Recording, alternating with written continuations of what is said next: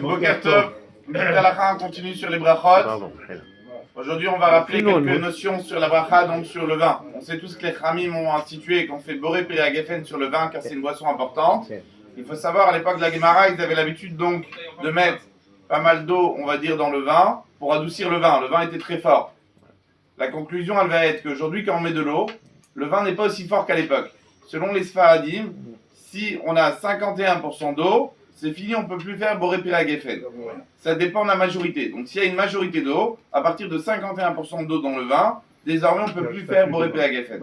Par contre, les Ashkenazim, ils suivent donc un petit peu la vie de la Gemara finalement, et jusqu'à 17%, s'il reste 17% de vin, ça suffit. Ça veut dire 1/6 de vin qui reste donc à l'intérieur, ça suffit pour faire boré périagefen. En ce qui concerne le jus de raisin, il faudra être prudent, parce que c'est vrai que souvent quand on va mettre de l'eau dans le jus de raisin, le jus de raisin il va perdre très facilement son goût.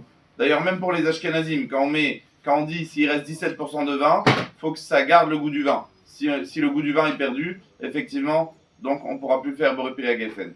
Et le jus de raisin?